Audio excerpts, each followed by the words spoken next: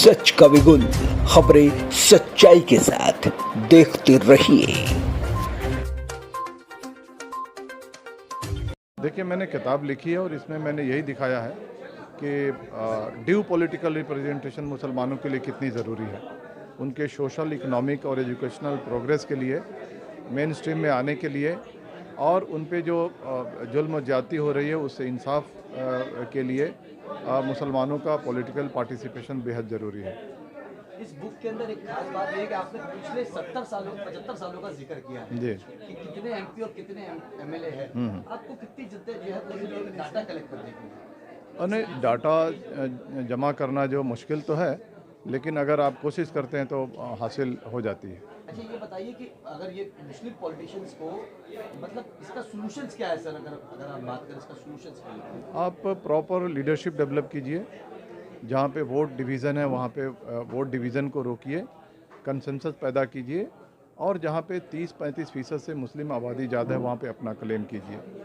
Stage पे तो ये तो नहीं दिखा, आपकी किताब का कोई असर इनको हुआ नहीं। सब किताब का हवाला तो दे रहे थे कि किताब में ये नहीं, लिखा है, कुछ ऐसा लोग लिखा है, लेकिन आप इन लोगों ने अपनी अपनी नहीं, एजेंडे चालू कर दिए थे उसके ऊपर। नहीं, कुछ लोगों ने देखिए डिफरेंस ऑफ मेंटालिटी होता है और कुछ लोगों ने आकर के वहाँ पे एक मुद्दे पे थोड़ा सा शोर मचाने की कोशिश की, लेकिन वो कोई बहुत बड़ी चीज़ नहीं है, वो माइनर है। मेंटालिटी सबका यही है, सबका मकसद एक है कि मुसलमानों का रिप्रेजेंटेशन कैसे बढ़ना चाहिए। लाइन ऑफ एक्शन अलग हो सकता है, लेकिन वहाँ पे जितने लोग बैठे थे सबकी यही कहना था, सबका यही मकसद है कि राजनीति में मुसलमानों की भागीदारी बढ़नी चाहिए।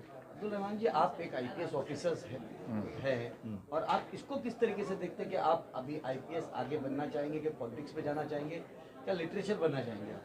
अभी मैंने तय नहीं किया है। क्या लगता है सर कि बुक लॉन्चिंग के बाद मतलब आप वापस से मतलब यहाँ पर भी कुछ मांगे उठ रही थी कि वापस जो है आप ड्यूटी ज्वाइन कीजिए? नहीं, यहाँ पे मांगे उठ रही थी और भी मांगे उठती हैं, फैमिली की तरफ से भी मांगे उठती हैं, सोसाइटी की तरफ से भी मांग उठती है। इन सारी चीज़ों को एक जगह जमा करके टोटालिटी में निर्णय लिया जाएगा। सर, आप अपना इस्तीफा वापस लेंगे? अभी डिसाइड नहीं किया है। है एक बहुत ही सही वक्त के ऊपर ये किताब आई है। इससे पहले भी रहमान साहब जो एक आईपीएस ऑफिसर अपने ओहदे को त्याग करके उन्होंने आज समाज के लिए कुछ करना चाह रहे हैं।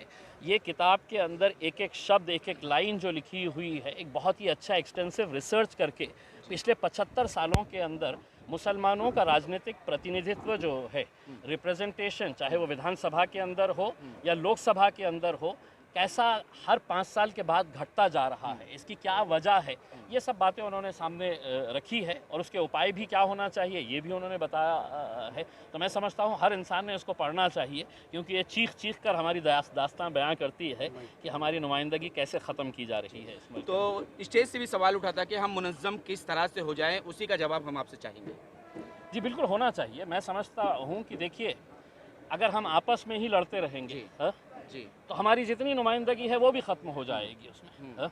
आज कहीं ना कहीं हमको दिमाग के साथ इलेक्शन लड़ने की ज़रूरत है और ये तमाम आरएसएस और उनके संगठनों को मालूम है कि मुसलमानों को एक प्लेटफॉर्म के ऊपर लाना बहुत मुश्किल बात है। जी। वो समझते हैं कि ये कौम को आसानी से है तो हम तोड़ सकते हैं, बांट सकते हैं करके उसमें, और उसी का नतीजा है कि 75 सालों के अंदर दो भाई आपस में लड़ रहे हैं, तीसरा निकल कर चले जाता है।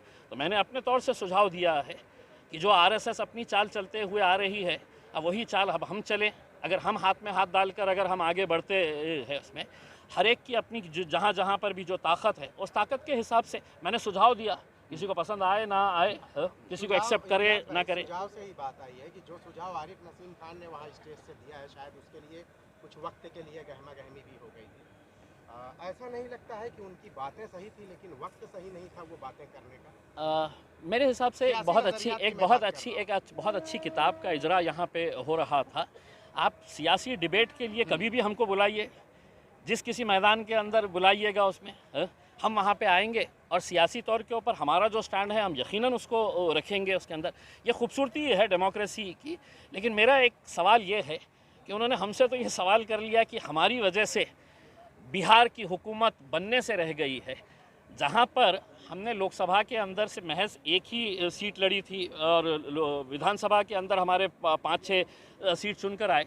इतना तो हमको आज समझ में आया है कि हम अगर एक भी अगर जीतते हैं तो कितने ताकतवर हो जाते हैं, हम अगर 5-6 विधानसभा की जीतते हैं तो हम कितने ताकतवर है कि किसी की सरकार हमारी वजह से बनती है और हमारी वजह से गिरती है। अगर मुझे ये जवाब दिए होते कि महाराष्ट्र के अंदर अब आने वाले 2024 के इलेक्शन के अंदर हम मुसलमानों को लोकसभा के अंदर कम से कम 5 सीटें देंगे, तो इम्तियाज़ जलील वहाँ पे खड़े रह के उनके लिए ताली बजाता था उसमें। लेकिन तुम मुसलमानों को टिकट नहीं देंगे, जीतने का सवाल ही नहीं पैदा होता है।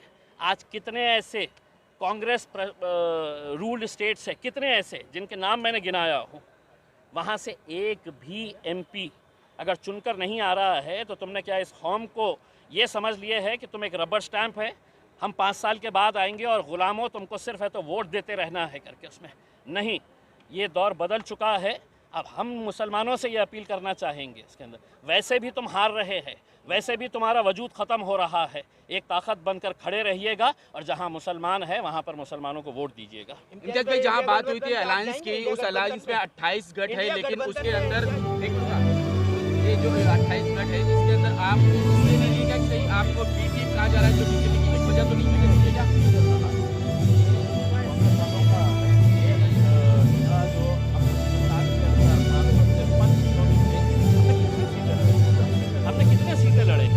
हैदराबाद में लड़े जीते, एक औरंगाबाद में लड़े जीते, एक किशनगंज के अंदर लड़े दूसरे नंबर के ऊपर रहे। तो अब आप ये कह रहे हैं कि 553 में से इम्तियाज़ जलील तुमने है तो 3 सीटें भी नहीं लड़ना चाहिए, क्योंकि तुम तो हमारी पार्टी के ग़ुलाम है, तुम्हारा काम सिर्फ वोट देने का है, तुम सिर्फ वोट देते रहो करके। अगर हम 3 सीटें भी नहीं लड़े और आप कहेंगे कि नहीं आपकी वजह से है तो कोई जीत रहा है कोई हार रहा है, असल में क्या हो गया है इस मुल्क के अंदर कि एक सॉफ्ट पंचिंग बैग चाहिए होता है। जब हम हार जाते हैं ना तो किसकी धुलाई करें, तो उनको सामने है तो हम नज़र आ जाते हैं कि हमारी वजह से हारे हैं करके। उसके अंदर मेरा तो ये कहना है कि अब आप एक मुसलमान लीडर होने की हैसियत से आप ये ऐलान करवाइए अपने आकाओं के ज़रिए कि आने वाले लोकसभा इलेक्शन के अंदर हम कम से कम 5 मुसलमानों को हम टिकट देंगे करके उसमें, और टिकट देंगे तो जीतेंगे। उसकी ज़िंदा मिसाल ये खड़ा हुआ है इम्तियाज़ जलील, लड़ा तो जीता। वरना तुमने तो हमारे जहनों के अंदर ये बात डाल दिए है कि नहीं मुसलमान तुम तो सिर्फ डालते रहो वोट, असेंबली और पार्लियामेंट के अंदर हम जाकर बैठेंगे। अब हम बोल रहे हैं नहीं, अब हम भी जाकर बैठेंगे। जिनकी जितनी आबादी उतनी उनकी जिम्मेदारी का क्या कहेंगे आप? सर, जो कुछ भी है टीआरएस के केसीआर को वही बीजेपी कुछ नहीं करती और एमआईएम के असदुद्दीन ओवैसी जो भी मन में आता है वो बोलते चली जाती है, जिनके ऊपर कोई केस नहीं होता है। तो उनका साफ साफ नजरिया यही है कि ये दोनों पार्टी जो है बीजेपी की बी टीम है। देखिए, मैं राहुल गांधी से यही कहूँगा कि आज से 50 साल बाद जब आपकी हुकूमत आएगी तब आप हमारे ऊपर एक्शन ले लीजिएगा उसमें। ये तो 2014 में अभी आए हैं ना, मोदी 2014 के अंदर आया है, उससे पहले हमारे को जेल में डाल देना था उसमें। आपकी हुकूमत थी, कांग्रेस की, आपकी किशन कुमार की आपकी हुकूमत थी इसमें तेलंगाना के अंदर, जेल में डाल देना चाहिए था। महाराष्ट्र के अंदर थी, इम्तियाज़ जलील को जेल में डाल देना चाहिए था। एक बात राहुल गांधी सुन लीजिएगा, हम आपके कानों में रस घोलने के लिए बोलने वालों में से नहीं है, हम आपके वो गुलामों में से नहीं है जो आपके कानों को अच्छा लगता है वो राग हम रचेंगे। हमारे दिल में जो है और जो हमारे को अच्छा लगता है वो हम बोलेंगे और आगे भी बोलते रहेंगे। जाता है उसको फंदे में पेड़ में लटका दिया जाता है। दामले साहेब, तुम्हाला माहितच असेल नांदेडमध्ये नांदेडची घटना काय कशी घडली आहे ती। आपण त्या दिवशी सताराला जाऊन आला हुसेनभाई, परिस्थिति खराब है, उसको कैसे हमें पहले तो बचाना है, इस सिस्टम को कैसे हमें सही करना है, बात उस पे होनी चाहिए। हमें वो बात करने की जरूरत है, उस पे गौर और फिक्र और सोचने की हमें जरूरत है। इत्तेहाद सबसे बड़ी ताकत है।